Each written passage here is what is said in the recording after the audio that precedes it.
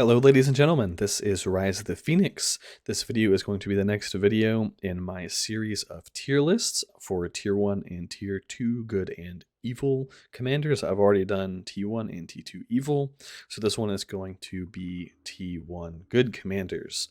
If you do enjoy my content, please consider liking this video and subscribing to my channel.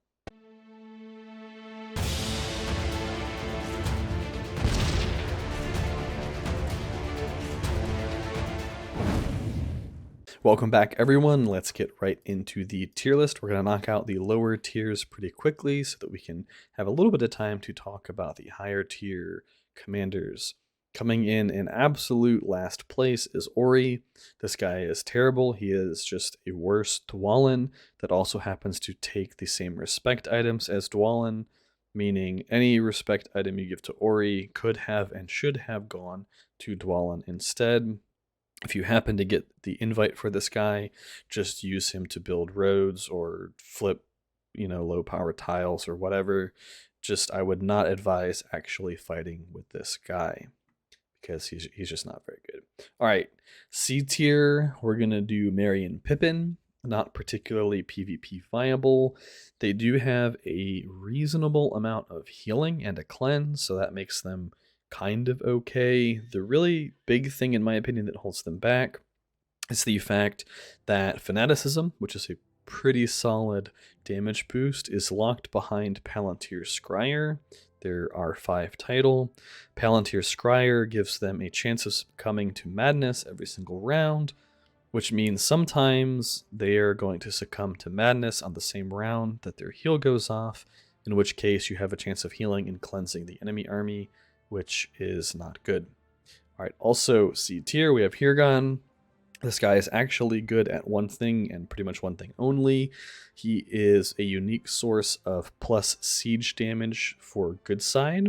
They already have weaker siege units in general, and evil side has 3 or 4 commanders that can boost siege damage, something like that. But Hirgon, to my knowledge, is the only good side commander that is able to add siege damage to units. If you happen to get him, you can mock battle him up to level 50 at some point, give him a full stack of guardians, and he can help take high power keeps or potentially help you take Dol Guldur. I would not just straight up recruit this guy because he takes the same respect item as Eowyn. I mean, maybe if you're a big whale and you have like a bajillion extra beer lying around and your Eowyn and other useful commanders are already respect 25 or whatever, you could recruit him. But yeah, in general, not very good. He can help you with siege if you get him, but other than that, Coming in at B tier, we have the brothers Boromir and Faramir, which are pretty equal. I don't know which one is better. Maybe Boromir by a little bit. One of my original videos was actually talking about how Faramir was quite solid, and at the time, Oathbreakers had a 100% chance to avoid physical damage. Faramir was a rare source of, let me go ahead and pull up the skill, I suppose, in game. The skill is called Foresight. I don't have him recruited on this account, but we'll show you what it does. So behind his R3 title, Foresight ended up being a 70% chance for the first 4 rounds for your allied units to gain Pursuit. Pursuit allowed your army to ignore avoidance / evasion. It's called avoidance. Some places is called evasion. Some places the same thing.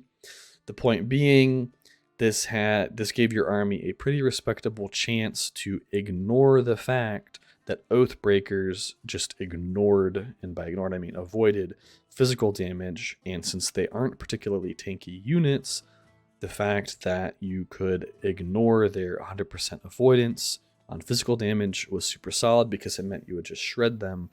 It was particularly important for good factions because they don't have access to easy burn damage via Corsairs and Alchemists, and they also don't really have that much access to focus damage, like focus damage dealing commanders. So Oathbreakers were actually like a really, really difficult thing for good side to deal with. Faramir being one of the few commanders that could let his army deal physical damage to them. Oathbreakers have been changed to where it's now just a 90% damage reduction to physical damage, meaning Foresight doesn't really do much anymore. And because of that, I think Faramir's value dropped a decent bit. Guide is pretty good. Armed Escort is pretty good, and his top R0 is also pretty good. Another thing that actually kind of hurt Faramir was the introduction of Impart Wisdom. So Faramir was like pretty reasonable on the first season 1 servers because of the Oathbreaker thing, and also because there weren't as many skill points to go around. One of Faramir's big issues is that as you get more and more skill points, he kind of runs out of good things to invest in. So I think overall, probably the way I put them on the tier list would be right, with Boromir being a bit better. Let's go on to A tier. I'm going to put Haldir at A tier. He's not like a super crazy commander, but at respect 5, he has a pretty interesting full ranged army that he can run. I think he's only really viable doing that particular build as Lothlorien. It can really help those tier 4 units just do like pretty absurd amounts of damage. They already hit really hard on their own. He just kind of pushes them to that next level.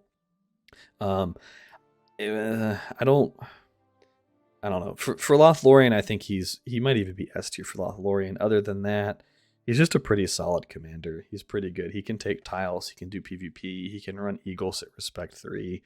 He's just like missing a little bit of juice, in my opinion, compared to our final 2 options.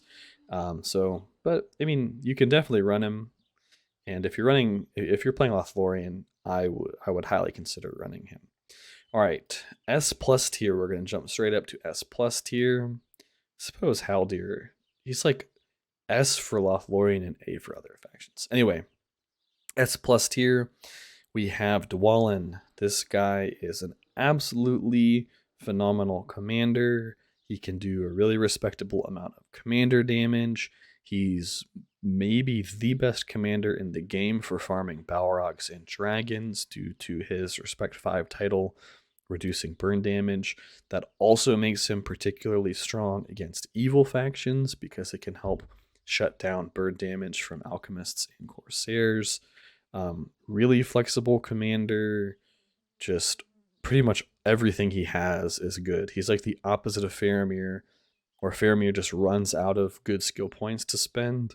Dwalin, like, you can have him at Impart Wisdom for respect 25, level 50, and you're still just putting points into awesome skills. So super strong. Overall, I think Eowyn is a little bit better. Although, at respect like 25, which very few people are going to have, but let's just say maybe respect 15 plus ish. I do think Dwalin can actually outscale Eowyn just because he has so many amazing skills. It's just not that many people are going to be able to push him to that level. So, unsurprisingly to most people, probably if you've kept up with the metagame of Rise to War, I'm going to rate Eowyn at S plus tier as the best good side tier 1 commander. Let's go ahead and pull her up in game. I got her to respect 5 today. So her respect 5 title is super amazing. Every single round, she's healing mounted units, and at 15 points in White Lady of Rohan, her mounted units gain stun immunity, which means she's one of the few commanders that is able to make her army simultaneously stun immune and madness immune if you get a madness immune horseman helm, which is extremely convenient on her because that's like the best in slot helm for her anyway. So pick up a madness immune helm, strengthen it, refine it.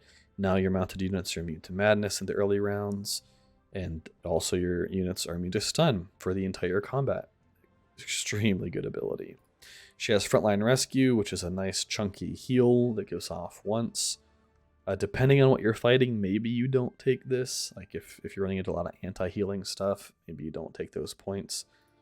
Anyways, Rohirrim, her bottom R0 title, potentially, maybe, arguably, the best title in the game. It makes mounted units do just an absolutely absurd amount of damage. You can easily stack this up to a 30% damage boost, which is already very respectable. If we're talking about whale levels, you're looking at somewhere between 40 and 50% damage increase to mounted units, just absolutely ridiculous amount of damage bonus. She also has Riding Excellence, super respectable, minus 14% damage received for her mounted units. And after these points, if you want her to do some damage, you could pick up Cleave, since you're already putting points into Rohirrim. If you want to mitigate some more damage and you have a lot of extra skill points, like if you're pushing Respect 10 with Impart Wisdom 4, you could start picking up Shield Maiden and Defensive Stance. If you're playing as Rohan or Gondor, you can invest in Nobility instead of Cleave or Shield Maiden. That way you can run triple melee cavalry men armies. I think I said that right.